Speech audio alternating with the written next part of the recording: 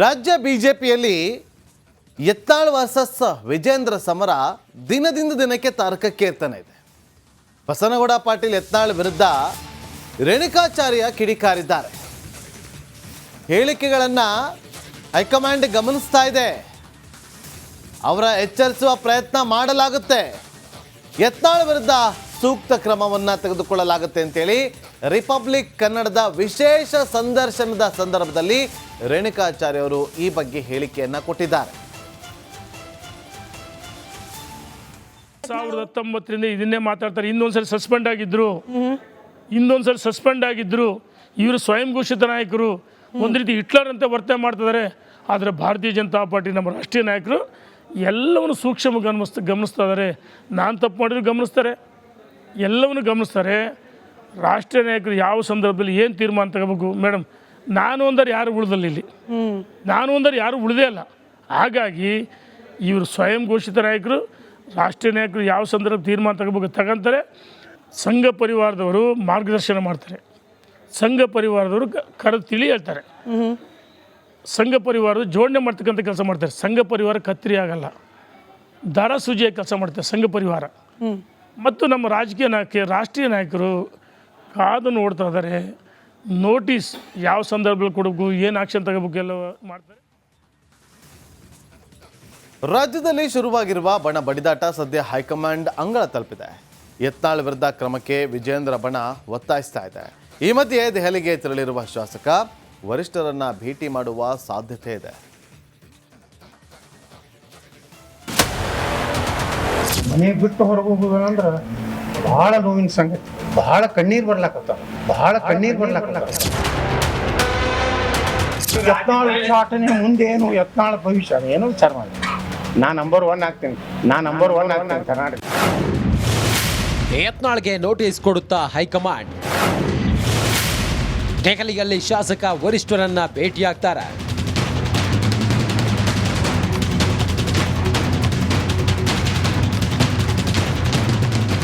BS Yediyurappa ಹಾಗೂ B Y Vijendra ವಿರುದ್ಧ rebels team ಭುಗಿಲೆದ್ದಿದೆ. ಬಹಿರಂಗವಾಗಿ ರಾಜ್ಯಾಧ್ಯಕ್ಷನ ವಿರುದ್ಧ ಯತ್ನಾಳ್ ವಾಗ್ದಾಳಿ ನಡೆಸಿದ್ದು ಬಿಜೆಪಿಯಲ್ಲಿ ಎಲ್ಲವೂ ಸರಿಯಿಲ್ಲ ಅನ್ನೋದು ಗೊತ್ತಾಗಿದೆ. ಇತ್ತ ಬಿಎಸ್ವೈ ನಿವಾಸದಲ್ಲಿ ಮೀಟಿಂಗ್ ನಡೆದರೆ ಅತ್ತ ಬಸನಗೌಡ ಪಾಟೀಲ್ ಯತ್ನಾಳ್ ದೆಹಲಿಗೆ ದೌಡಾಯಿಸಿದ್ದಾರೆ.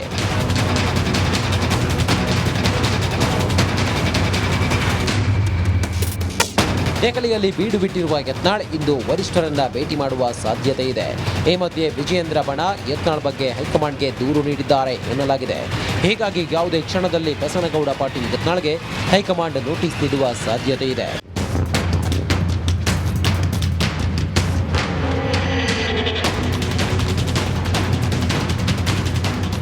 ಯತ್ನಾಳ್ ಬೆನ್ನ ಮೇಲೆ ಬಂದೂಕಿಟ್ಟು ಯಾರೋ ಬುಲೆಟ್ ಹೊಡಿತಿದ್ದಾರೆ ಅಂತ ವಿಜಯೇಂದ್ರ ಹೇಳಿದ್ರೆ, ವಿಜೇಂದ್ರ ಟೀಮ್ ವಿರುದ್ಧ ಫೈರ್ ಬ್ರ್ಯಾಂಡ್ ಬೆಂಕಿ ಉಗುಳಿದ್ದಾರೆ. ಯತ್ನಾಳ್ ಅವರ ಮೇಲೆ ಹೆಗಲ ಮೇಲೆ ಅವ್ರ ಮೇಲೆ ಹೊತ್ತು ಗನ್ನನ್ನು ಇಟ್ಟು ಗುಂಡ ಹಾರಿಸ್ತಕ್ಕಂಥ ಪ್ರಯತ್ನ ಕೆಲವರೇನು ಮಾಡ್ತಾ ಇದ್ದಾರೆ. ಇದು ಯಾವುದು ಕೂಡ ಪಕ್ಷಕ್ಕಂತೂ ಒಳ್ಳೇದಾಗೋದಿಲ್ಲ. ಯಾರು ದೂರು ಕೊಡ್ಲಕ್ಕೆ ಹೋದವರೇ ಇಲ್ರಿ. ನಾ ಕೊಟ್ಟಿಲ್ಲ ಯತ್ನಾಳ್ ವಿರುದ್ಧ.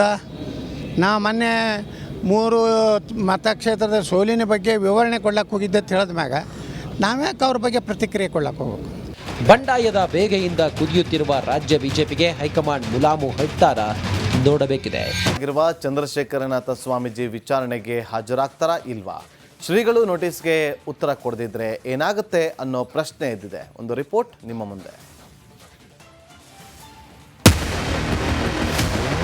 ನಮ್ಮ ದೇಶಕ್ಕೆ ಒಳ್ಳೆ ಕೀರ್ತಿ, ಒಳ್ಳೆ ಅಭಿಪ್ರಾಯ ಬರಬೇಕು ಅಂದರೆ ಈ ರಾಜಕೀಯದವ್ರು ಮಾಡ್ತಾ ಇರ್ತಕ್ಕಂಥದ್ದು ಓಟ್ಗೋಸ್ಕರ ಮಾಡ್ತಾ ಇರೋದ್ರಿಂದ ಆ ಮುಸ್ಲಿಂ ಜನಾಂಗಕ್ಕೆ ಓಟಿನ ಪವರೇ ಇಲ್ಲ ಅಂತ ಮಾಡಿಬಿಟ್ಟು ಕಾನೂನು ಆಗ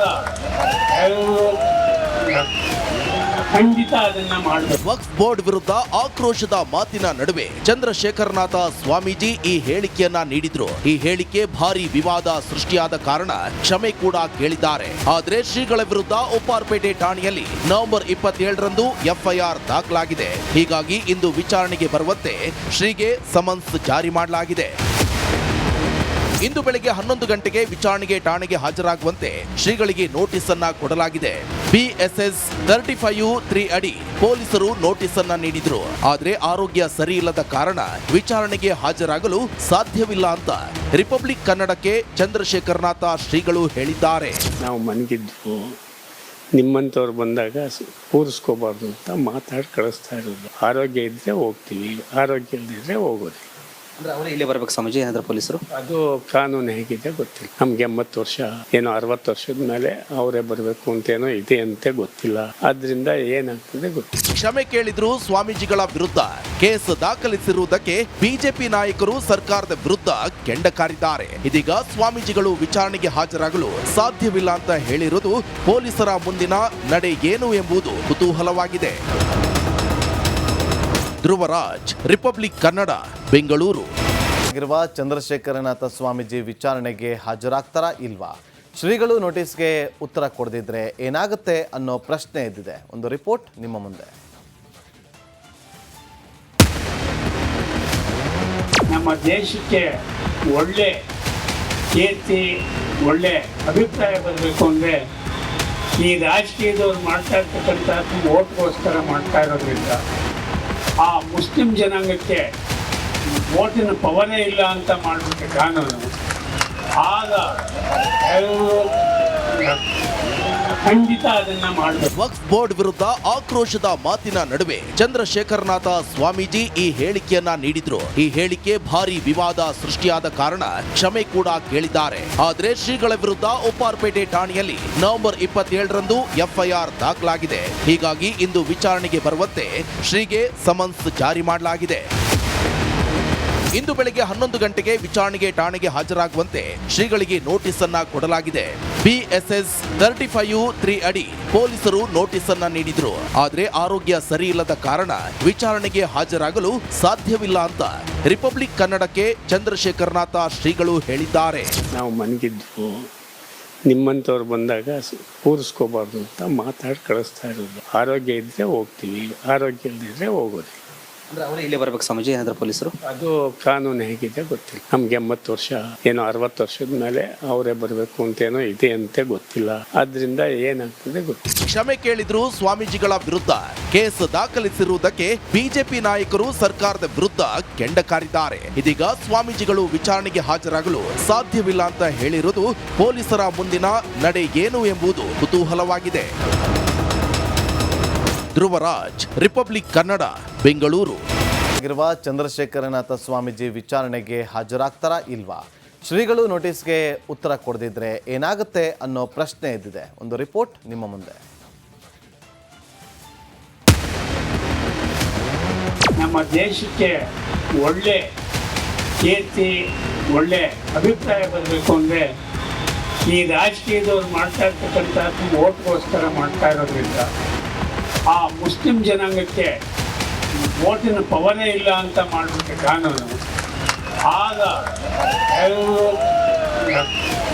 ಖಂಡಿತ ಅದನ್ನ ಮಾಡಬೇಕು. ವಕ್ಫ್ ಬೋರ್ಡ್ ವಿರುದ್ಧ ಆಕ್ರೋಶದ ಮಾತಿನ ನಡುವೆ ಚಂದ್ರಶೇಖರನಾಥ ಸ್ವಾಮೀಜಿ ಈ ಹೇಳಿಕೆಯನ್ನ ನೀಡಿದ್ರು. ಈ ಹೇಳಿಕೆ ಭಾರಿ ವಿವಾದ ಸೃಷ್ಟಿಯಾದ ಕಾರಣ ಕ್ಷಮೆ ಕೂಡ ಕೇಳಿದ್ದಾರೆ. ಆದ್ರೆ ಶ್ರೀಗಳ ವಿರುದ್ಧ ಉಪ್ಪಾರಪೇಟೆ ಠಾಣೆಯಲ್ಲಿ ನವೆಂಬರ್ 27ರಂದು FIR ದಾಖಲಾಗಿದೆ. ಹೀಗಾಗಿ ಇಂದು ವಿಚಾರಣೆಗೆ ಬರುವಂತೆ ಶ್ರೀಗೆ ಸಮನ್ಸ್ ಜಾರಿ ಮಾಡಲಾಗಿದೆ.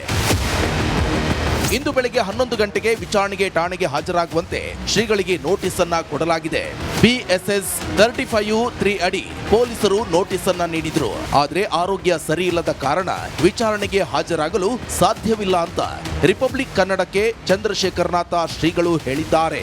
ನಾವು ಮನಗಿದ್ದು ನಿಮ್ಮಂಥವ್ರು ಬಂದಾಗ ಕೂರಿಸ್ಕೋಬಾರ್ದು ಅಂತ ಮಾತಾಡಿ ಕಳಿಸ್ತಾ ಇರೋದು. ಆರೋಗ್ಯ ಇದ್ದರೆ ಹೋಗ್ತೀವಿ, ಆರೋಗ್ಯ ಇಲ್ಲದಿದ್ದರೆ ಹೋಗೋದು. ಅಂದ್ರೆ ಅವರೇ ಇಲ್ಲಿ ಬರ್ಬೇಕು ಸ್ವಾಮೀಜಿ ಏನಾದ್ರು ಪೊಲೀಸರು? ಅದು ಕಾನೂನು ಹೇಗಿದೆ ಗೊತ್ತಿಲ್ಲ ನಮ್ಗೆ. 80 ವರ್ಷ ಏನೋ 60 ವರ್ಷದ ಮೇಲೆ ಅವರೇ ಬರಬೇಕು ಅಂತೇನೋ ಇದೆ ಅಂತೆ ಗೊತ್ತಿಲ್ಲ.